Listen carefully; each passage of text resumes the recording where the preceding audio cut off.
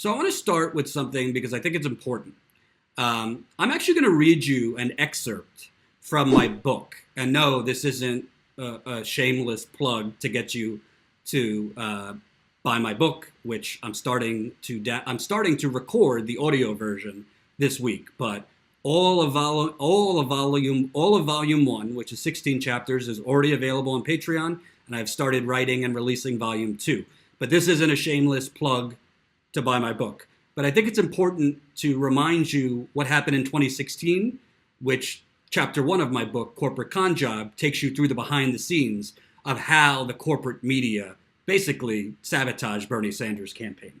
So I'm going to read you this short part from my book to make a broader point. And Sam could put, if you wanna become a patron for my book, there's the link. You could become a patron for my book and read the whole thing. I think we have for $1 a month, if you so choose. So, and by the way, that's how I'm living right now because I'm not taking money from Status Quo yet. So, chapter one, corporate con job. Just want to read you this short excerpt. But like always, the corporate media was telling their audiences, unfortunately, on debate nights consisting of several million viewers, the completely wrong thing. Because they were trained and encouraged to focus on the completely wrong thing. An exchange I had with a young female reporter that night crystallized this for me. And this was after a Bernie Sanders-Hillary Clinton debate in New Hampshire. So this was a young female reporter from Politico. I won't say her name because, frankly, she was pretty new, and I think pretty ignorant. So I don't want to embarrass her. But here's the exchange.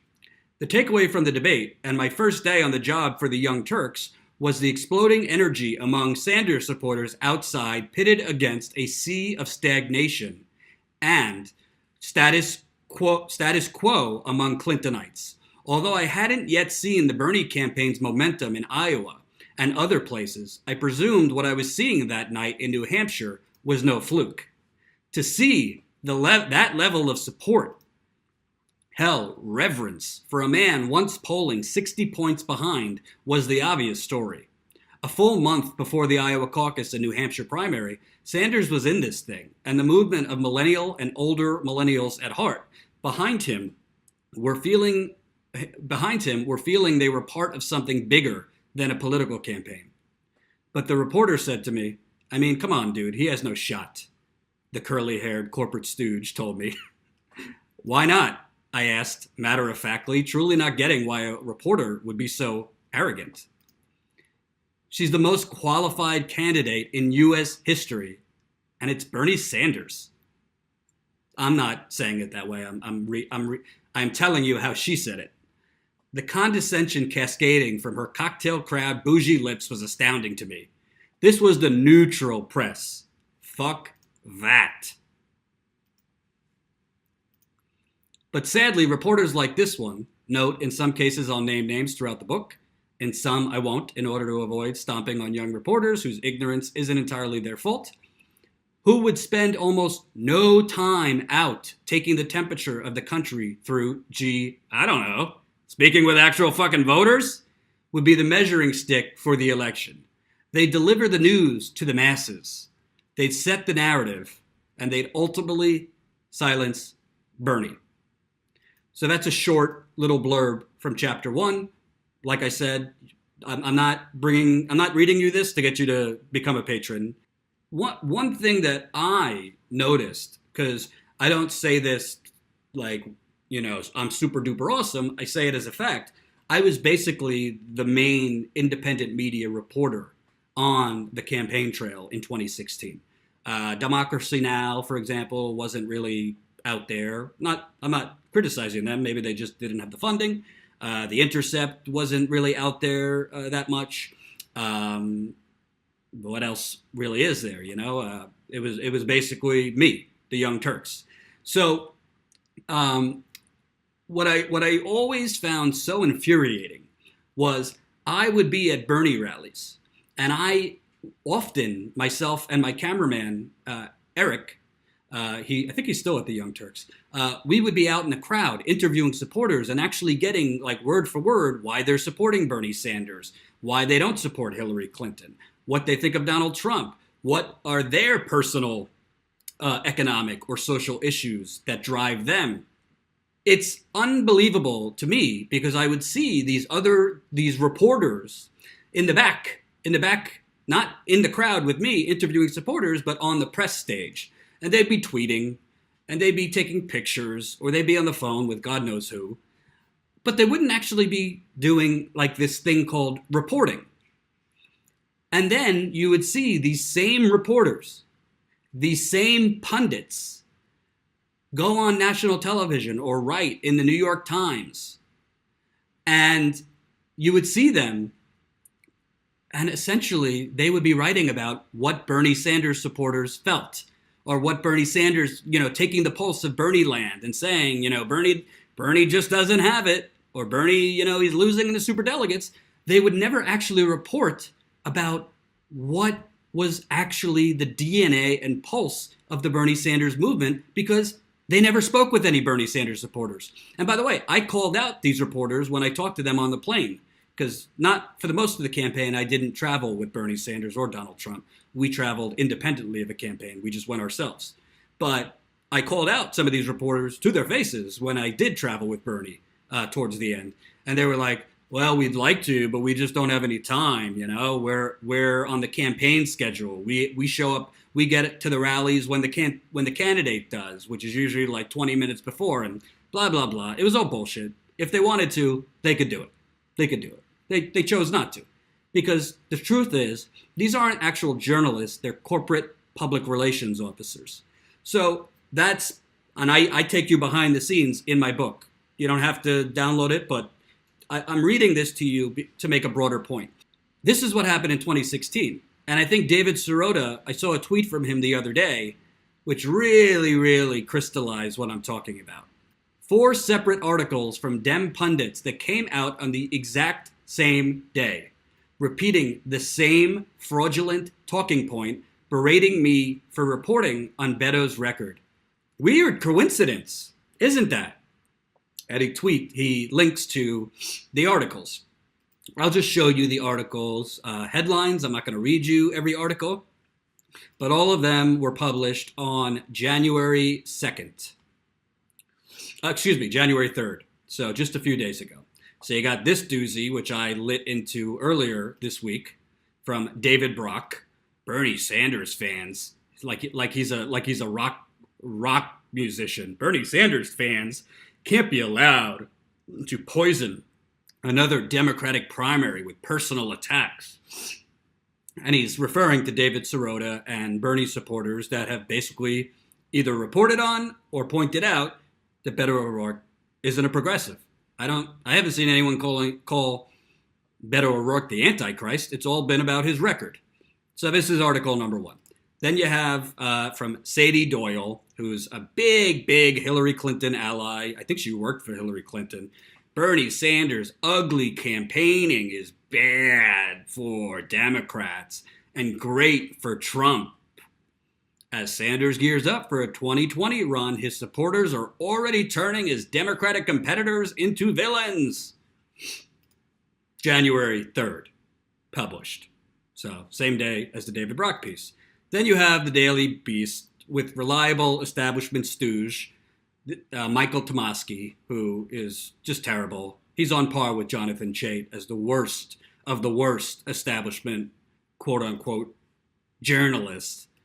The 2020 primary is getting ugly even before it really begins. And of course, his whole point is Bernie Sanders.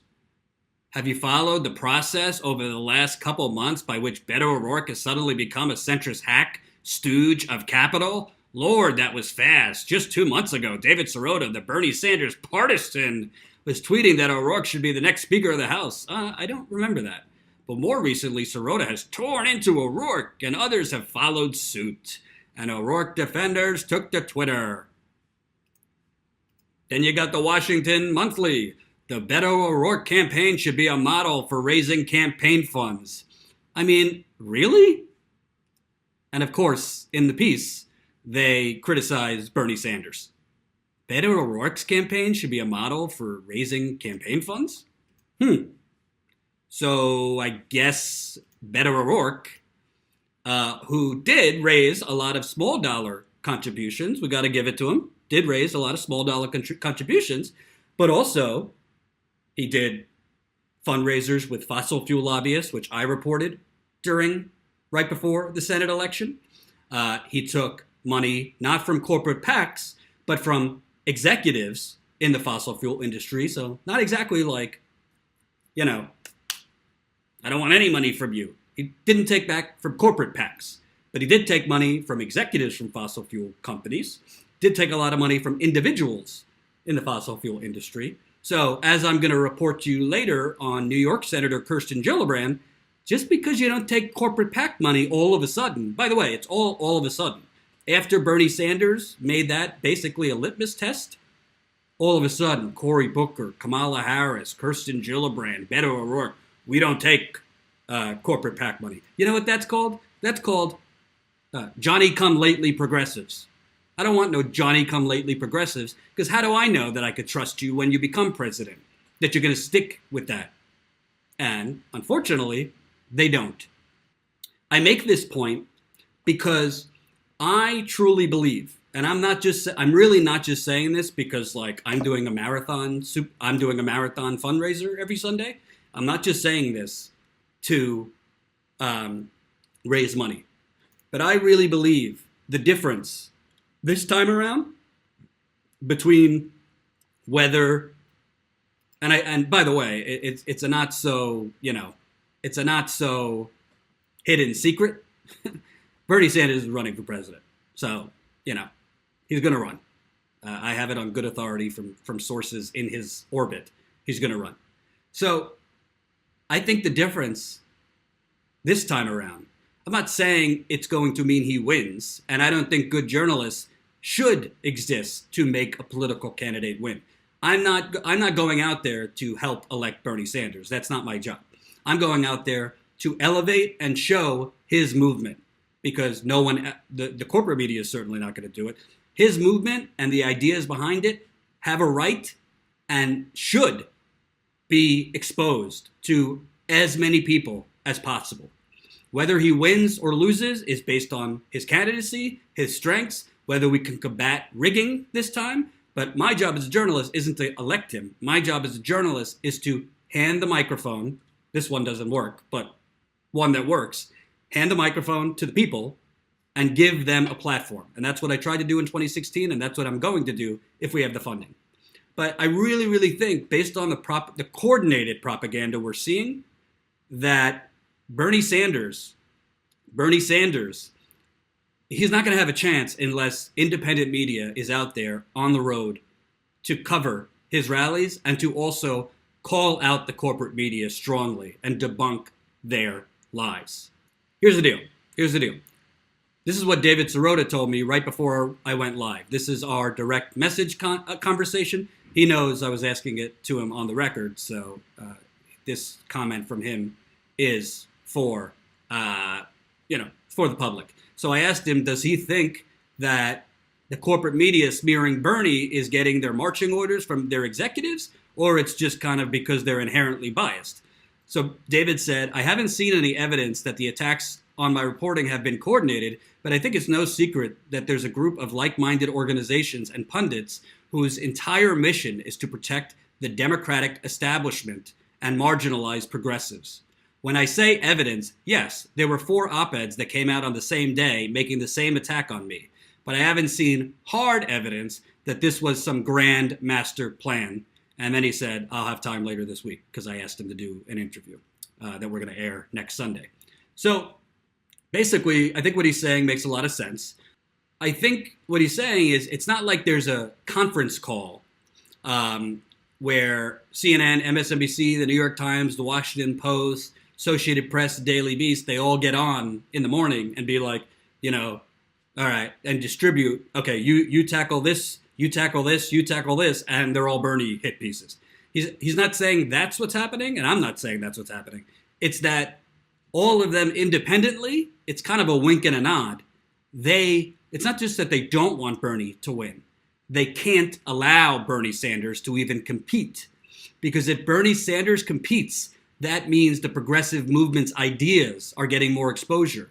And if the progressive media, if the progressive movement's idea is getting more exposure, then, well, it's not good for their business model, because their business model is the status quo. Their business model is not Medicare for all. It's making sure they could put pharmaceutical ads in commercials. You ever notice CNN, MSNBC? They got a lot of pharmaceutical company ads. You know, all those ads that say, this medication is great for you, but you might kill yourself, you might get this, you might get this, you might get this. They take pharmaceutical industry ads. And CNN and MSNBC, they don't want to expose a candidate who's railing about the destruction of the planet. They're taking advertisements from the American Petroleum Institute and the Koch brothers. They don't want, and BP. You see those terrible commercials from BP? Oh, we've done such a great job since destroying the Gulf Coast. It's just all PR, all nonsense.